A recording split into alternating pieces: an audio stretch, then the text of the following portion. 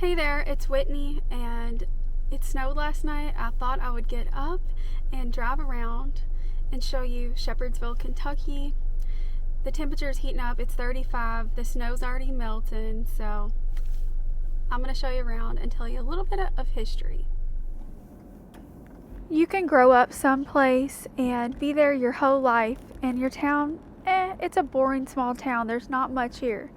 But you have to really look around and see the beauty, learn the history, and it can open your eyes, and it can make it a really special place. Shepherdsville began in the 1790s, 1793 to be exact, when Adam Shepherd laid out the town by the Salt River, a route to Bullitt's Lick, one of Kentucky's first salt industries.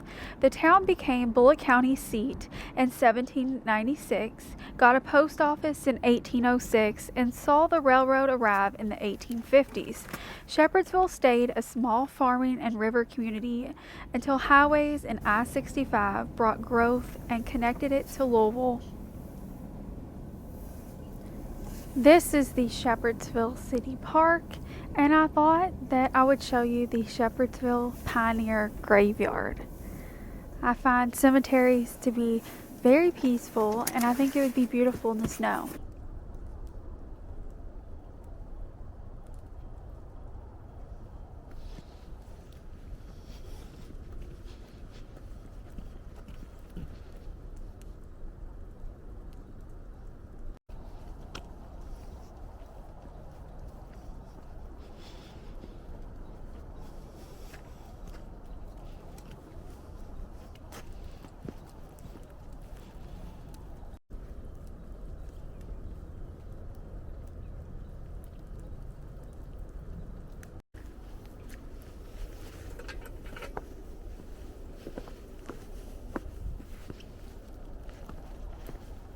I love the sound of the snow, walking on it, the drips of the snow melting. You see the snow just dropping from the trees. There's something so magical when it snows. I try to enjoy all seasons. I used to hate winter. Oh, it's flu season. Everyone's sick. I have to stay in because the snow. But there is magic and beauty in every season. And that goes with every season of your life as well.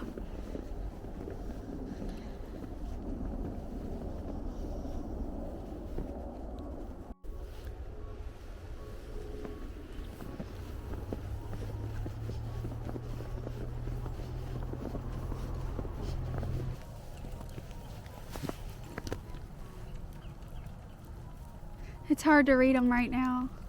But look at the rose on the top of the stone. Isn't it pretty? The Shepherdsville Pioneer Graveyard is one of the oldest cemeteries in town, with graves dating back to the early 1800s. It was circa 1799. Many of the town's first settlers and leaders are buried here, marked with both old and worn stones. It's a quiet place that reminds visitors of Shepherdsville's early history and the people who helped build the community. There are a lot of prominent people that are buried here, and you can read a lot of their names. There were sheriffs, circuit clerks, doctors. There's someone who passed away in a gunfight that's buried here. Just a lot of different people. Soldiers. Someone passed away at the Pequot Springs Resort. I want to do a video talking about that eventually. Union soldiers. There's a lot. There's a lot of unmarked graves as well. This place did become abandoned. At one point, a lot of people was buried here because there was a cholera epidemic, because there was a flood in 1854. It has flooded several times over the years, more than several times. And yeah, the flood caused a cholera epidemic and 19 people died. And some of those victims are buried here.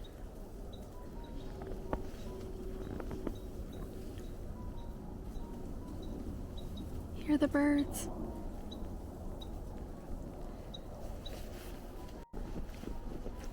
This place did eventually go abandoned and they started a different cemetery, I think the Hebron Cemetery, instead, because it just wasn't a good location. It just kept on flooding, and people actually forgot that there was a cemetery here for years, and there was so much overgrowth, and then volunteers stepped in and worked on the cemetery. Some people actually claim that this cemetery is haunted and there are stories behind it. I personally haven't experienced anything. Let me know if you'd like me to do a video on that, and I can bring my equipment.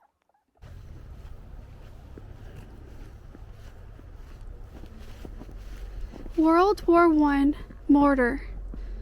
This World War I German mortar was once owned by William Marshall Bullitt, U.S.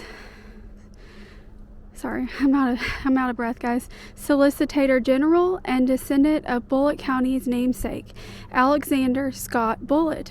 Possibly a trophy of war. It was originally displayed at the Bullitt family's Oxmoor estate in Jefferson County. Wow, that's really interesting. It looks like the river's really rolling today.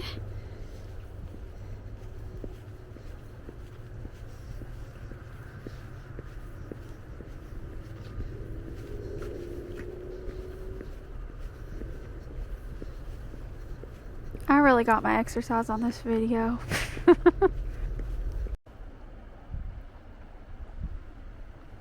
This is the Salt River.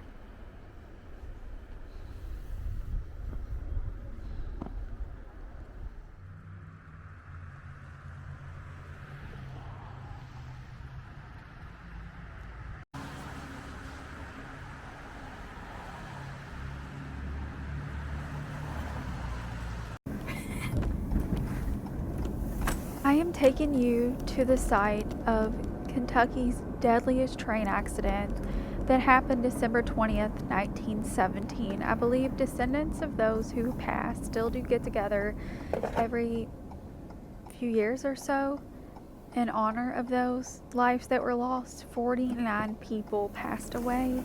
Many of them had went to Louisville that day to do their Christmas shopping. It was 5 days before Christmas. How sad, right?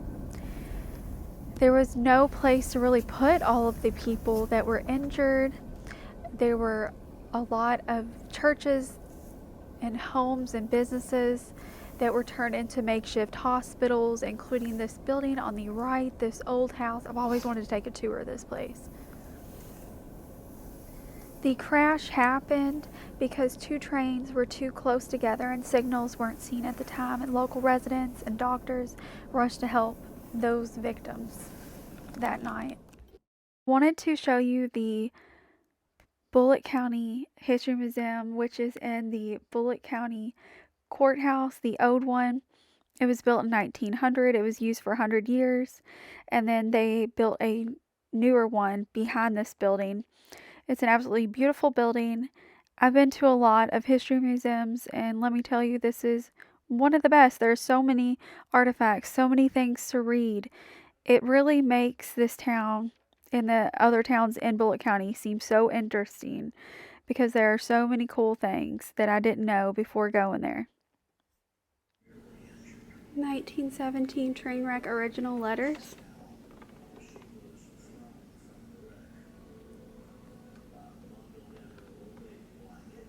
A shopping list from the wreck. Wow.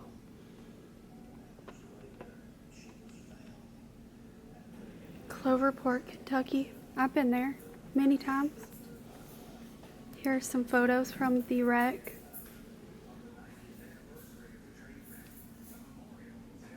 And I'll take you all down by there. And that house still stands today. Yeah, thank you so much. So in this room, there are some yearbooks, and these are Pioneer News articles, and there are tons of photos. And that up there, you can just take these things down. If you have a family member that or yourself that was in the Pioneer News a certain year, you could probably find that article. Over here, there are maps of Bullitt County. You can just open these up. These are just other items, glass items that were found here. You have Bibles, fabric items, metal items. You just open it up and see. I definitely want to come back and look more into the history. And this is a bride. It was found in the basement of Davidson Memorial Methodist Church, and no one knows who this bride was. It was found while doing renovation work that was being done in the basement after the 97 flood. That was a rough year. I remember my family's basement flooded that year. There is a ghost story revolving this staircase, and it's called The Lady in Lace. She is said to be wearing a floor-length beige lace dress from years ago. People have seen her in the corner of their eye descending down the stairs. And when they would turn around to say hello, no one would be there. They felt her presence. And they've also felt her throughout the building, but mainly the stairs. Her spirit doesn't seem angry. Could she be from a court case from back then? Maybe even the train wreck? Sitting on that bench right there, and all of a sudden I was looking over here, and I heard somebody walking up the steps, here, and I looked around there was nobody. Yeah. And then they kept on, and I didn't see nothing. So just like somebody was walking up the steps. Sure was. And there were people that worked here at the time that even also said they've seen and heard things. So we are at the Old Stone Jail. It was built in 1891. It is 22 by 22 feet, and the sandstone blocks are 22 inches thick. The jailer became concerned for the man's well-being when, after several days in jail, he refused to eat. Upon inspection, he was found to be drunk. But how did he get drunk while in jail? Oh. The old boy had undone the bottom rail of his bunk, slid it through the window, and used it as a funnel.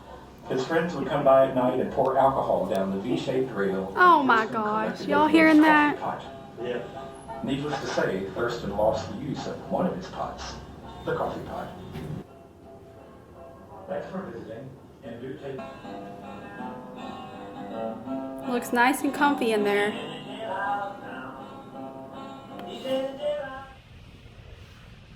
Now these two historic schools are in between the Board of Education and Roby Elementary, and I believe they were both moved to this spot.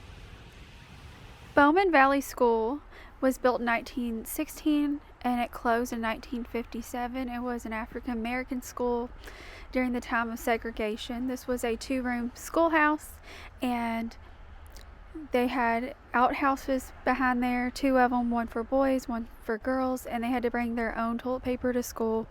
And yeah, it closed down in 1957 at the end of segregation. After that, it was a house for many years, and then it was restored. This was the Woodsdale School, and it was open from 1888 to 1953. This was relocated and restored to this area here as well. I really couldn't find too much information on it. I guess you just have to take a tour.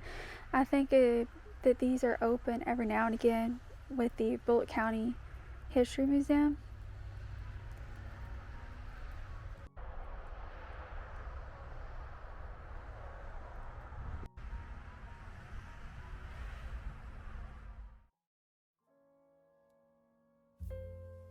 So I'm going back to the park, but at nighttime, my dad and I grabbed our dogs and we wanted to go see the Christmas lights. Thank you so much for taking the time to watch this video. I sure hope you enjoyed it. I hope you have a lovely Christmas or day or night whenever you're watching this. I appreciate you, and I'll see you in the next adventure.